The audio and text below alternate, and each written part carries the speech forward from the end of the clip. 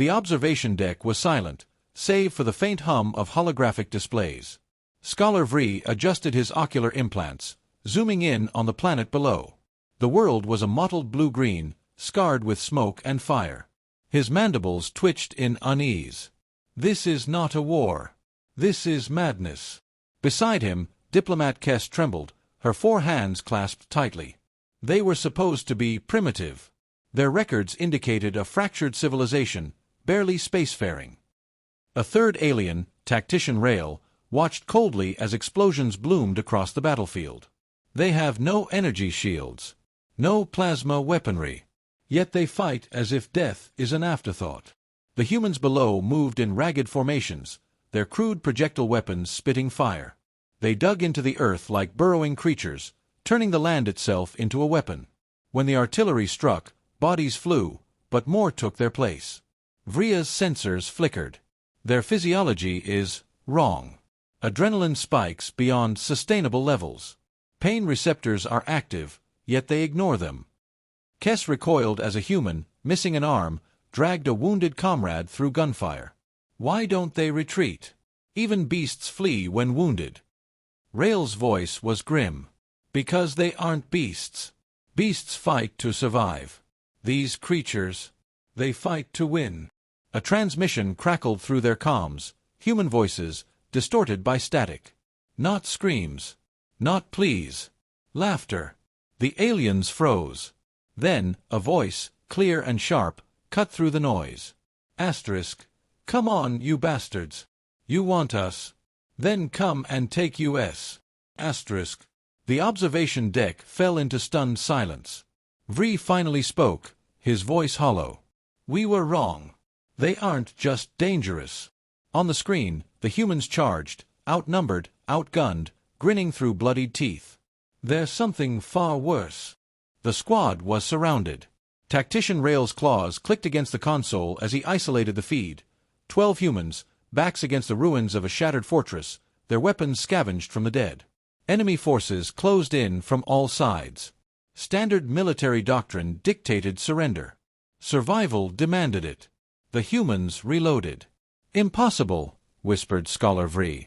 Their biosigns show exhaustion, dehydration, critical blood loss, yet they still stand.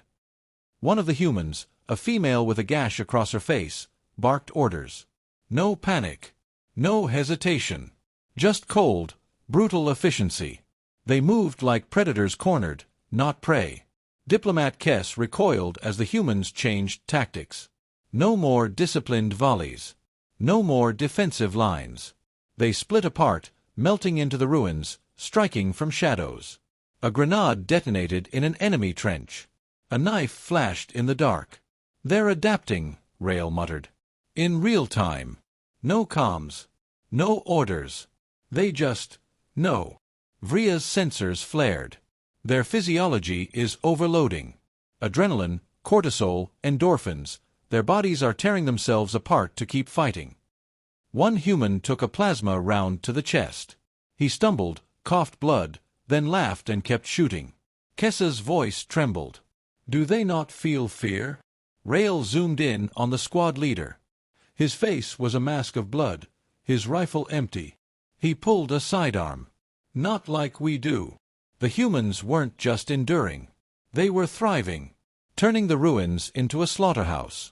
One dragged a wounded comrade into cover, then tossed a grenade without looking.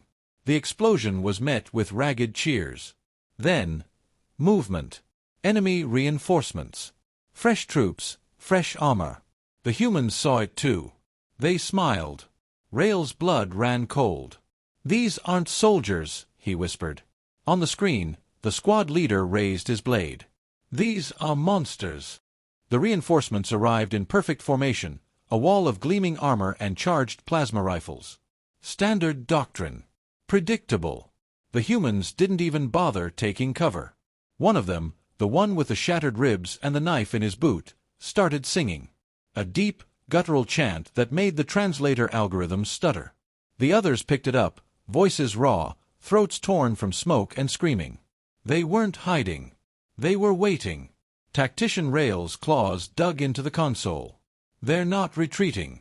They're forming ranks. 𝗕𝗲𝘀 sensors overloaded as bio signs spiked. Their pain responses are shutting down. Endorphin levels suggest euphoria. This isn't combat stress, they're enjoying this. The first plasma volley tore through the human line. 3 went down. The rest didn't pause. They charged. No tactics. No finesse. Just 12 blood-soaked nightmares crashing into 50 fresh troops like a meteor strike. The humans fought with teeth and broken rifles, with rocks and bare hands. One took a plasma burn to the face and kept moving, his laughter bubbling through melted lips. 𝗕𝗲𝘀𝘁, gagged as a human, the female from before, tore out an enemy's throat with her fingers. This isn't war. This is consumption. The aliens watched in mute horror as the humans changed the rules. They used the enemy's own weapons against them, turned corpses into shields, set traps with severed limbs. One crippled soldier detonated his own grenade belt in the middle of the advancing line, buying seconds for the others. 𝗕𝗲's voice was hollow. They're not just willing to die. They're engineering it. The tide turned. Not because the humans were stronger. Not because they were smarter. Because they refused, on some primal level, to lose. When the last enemy fell, only 4 humans remained standing. They didn't cheer. Didn't celebrate. They just started looting the bodies. 𝗕𝗲's screen flickered with a new alert. Another signal. Larger. Coming fast. On the battlefield, the humans looked up. And grinned. The new signal wasn't a distress call. It wasn't reinforcements. It was a declaration. The alien observers' screens lit up with incoming signatures, dozens at first, then hundreds, then too many to count. Ships. Human ships. Not the cobbled-together wrecks they'd seen before, but sleek, brutal vessels bristling with weapons that made their tactical displays scream warnings. 𝗕𝗲𝘀𝘁's voice cracked. They knew. The whole time, they knew we were watching. A transmission cut through the static. No video. Just a voice, calm and razor-edged. *Observation Team. This is Admiral Vance, Terran's 7th Fleet. You've seen what 4 humans can do. Now you'll learn why the galaxy calls us Hell's own reckoning.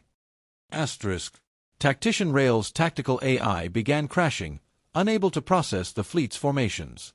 They moved like a swarm, no predictable patterns, no standard maneuvers, just perfect, terrifying chaos.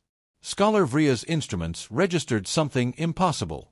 Their ships, their running reactor overloads as standard procedure. They don't care about where. Don't care about survival margins. The human fleet didn't take defensive positions. They fanned out, surrounding the planet like a noose. Then the second transmission came. You came to study war? Here's your first lesson. We don't fight because we want to. We fight so nobody else has to. *Kes trembled. They're not conquerors. Rail watched as the human ships powered weapons, not at the planet, but beyond it. At something in deep space their sensors hadn't even detected. Second lesson, the voice continued. We always know where the real enemy is. The humans opened fire on empty space, and something screamed back. A massive, shadowy fleet decloaked, alien in ways that made the observers' blood freeze. Older. Hungrier. The battle lasted 17 minutes. When it ended, the human fleet turned toward the observation post. One final transmission. Now you've seen. Decide what to do with that knowledge. But remember, we'll be watching too. The screens went dark. 𝗕𝗲 finally exhaled. They weren't showing us their brutality. 𝗕𝗲 stared at the stars. They were showing us their mercy. The observation deck silence was heavier than vacuum. Tactician Rail's claws retracted involuntarily, scraping against the console. The tactical displays still flickered with afterimages of the human fleet's maneuvers, mathematically impossible angles, suicidal attack vectors that somehow worked, weapons fired at 137% rated capacity until they melted in their housings. 𝗕𝗲𝘀's voice emerged as a whisper. Their damage control teams, they were welding breaches during combat. 𝗕𝗲𝘀𝘁 stared at the last frozen frame, a human cruiser, its hull peeled open to space, still firing as atmosphere vented in crystalline plumes. No retreat protocols.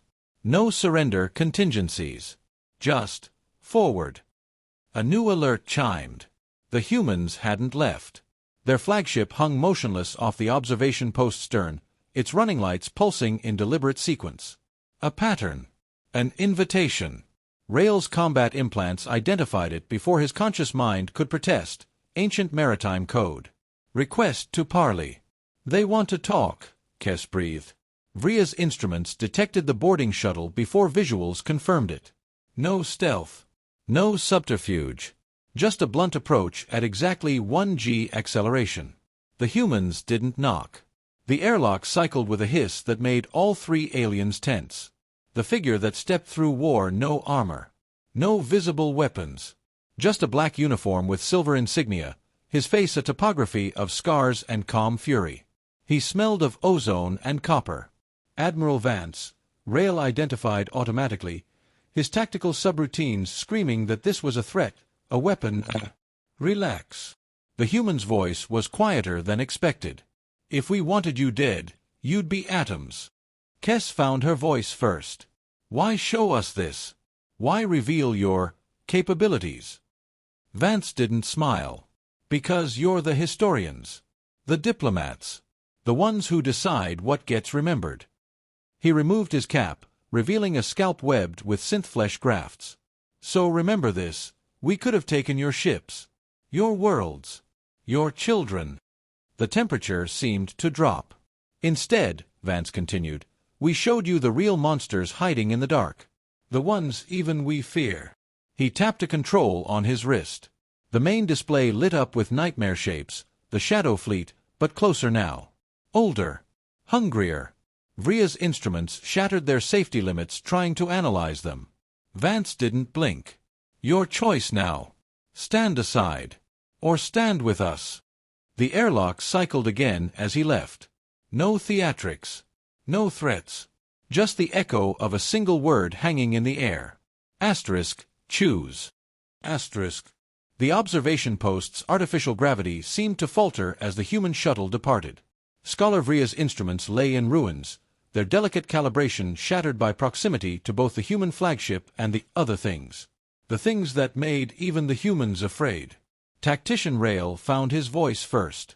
We have to warn the High Council. Diplomat 𝗕𝗲𝘀 didn't move. Warn them of what? That the Deathworlders who just obliterated an unseen threat capable of wiping out our entire civilization are offering alliance. Her secondary hands trembled.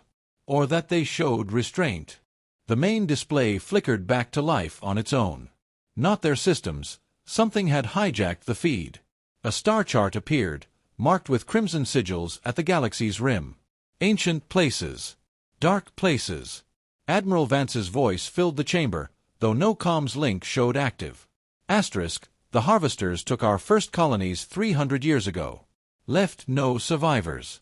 No bodies. Just empty space where cities used to be. New footage replaced the star chart. A human world, verdant and thriving. Then, a shadow passing over its sun. Screams cut mid-transmission. Silence. 𝗕𝗲𝘀's remaining instruments detected the truth. This wasn't a recording. It was a memory. Human memory. Being shared through technology the aliens couldn't comprehend. Rail's combat implants short-circuited as the data hit.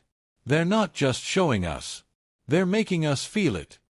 𝗕𝗲𝘀 collapsed against the console as the emotion struck, the crushing grief of a species that had lost billions before learning to fight back. The terrible weight of knowing what lurked in the void. The feed cut abruptly. Silence. Then a single new line of text appeared on every screen simultaneously. You have 48 hours to decide. 𝗕𝗲𝘀 looked at the others. This wasn't a demonstration. Rail's claws unsheathed. It was a test. Outside the viewports, the human fleet began moving. Not toward them. Past them. Heading for the dark. The countdown timer burned across every screen in the observation post, its digits pulsing like a dying star. 47 hours remaining. Diplomat 𝗕𝗲𝘀 ran her secondary hands across the main console, her touch leaving faint bioelectric traces in the dead interfaces. They've locked us out completely. Even life support is on their permissions now. Tactician 𝗕𝗲 paced the length of the observation deck, his combat subroutines cycling through threat assessments that all ended the same way: total annihilation scenarios. This isn't a negotiation. It's an ultimatum wrapped in a courtesy. 𝗕𝗲𝘀𝗶 remaining instruments whirred as he attempted to access the human memory imprint again. The data they shared, it wasn't just records. There were patterns buried in the emotional resonance. Coordinates. Timestamps. His voice cracked. They've been fighting this shadow fleet for generations. A new alert flashed, not from their systems, but from the abandoned human transmission node still glowing ominously in the corner. 3 words materialized in the air. Watch. Learn. Decide. ***. The main display activated without command, showing real-time feeds from a dozen human outposts along the galactic rim. Each screen showed the same unfolding horror: vast, shapeless things moving through asteroid fields, consuming stations whole, leaving perfect geometric absences where colonies had been. 𝗕𝗲's breath came in short bursts. They're not invading. They're foraging. 𝗕𝗲's implants finally processed what his eyes refused to accept. The harvesters don't use weapons. They manipulate gravity itself. Tear spacetime to reach their prey. The feeds changed abruptly, showing human ships engaging the anomalies. Not with plasma or projectiles, but with screaming bursts of distorted reality, weapons that hurt the eye to observe. Ships sacrificed themselves to buy seconds. Fighters rammed event horizons to create openings. And then, a single harvester shuddered. Fractured. 𝗕𝗲's instruments screamed as they recorded the impossible. They hurt it. The humans actually hurt one. Silence swallowed the observation deck as the implications took root. The humans hadn't brought them here to witness strength. They'd brought them to witness hope. The timer ticked down to 46 hours. Somewhere in the dark, the human fleet continued its advance. The observation post shuddered as something vast passed through nearby space. Not a ship, not a harvester, but something new. Something worse. 𝗕𝗲𝘀𝗁's respiratory membranes clamped shut. They're responding. The harvesters know we've seen them. Tactician 𝗕𝗲's combat implants painted threat vectors across his vision, each more impossible than the last. Not just responding. Adapting. The star charts flickered as gravitational anomalies rippled across the system. They're changing their patterns. 𝗕𝗲𝘀𝗁's remaining instruments finally died in a shower of sparks. The humans anticipated this. They knew showing us would draw attention. His voice dropped to a whisper. This was never about our decision. We're bait. The main display shattered as reality itself twisted. For one terrible instant, the observation post existed in 2 places at once, both where it had always been and somewhere else, somewhere dark and cold and hungry. Then the human fleet arrived. Not in formation. Not with warning. They ruptured into existence, their drives screaming in protest, weapons already firing at targets the aliens couldn't perceive. Admiral Vance's flagship led the charge, its hull bleeding atmosphere from 100 breaches, its guns firing sequences that made the laws of physics weep. 𝗕𝗲 pressed her hands against the viewport as the battle unfolded. They're not trying to win. They're buying time. 𝗕𝗲 understood first. His implants finally deciphered the human fleet's maneuvers, not tactical formations, but calculated sacrifices. For us. They're herding the anomaly away from our position. A transmission cut through the chaos, Vance's voice, ragged but unwavering. * observation team. Transmit everything you've seen. All channels. Maximum power. **. The harvesters reacted instantly.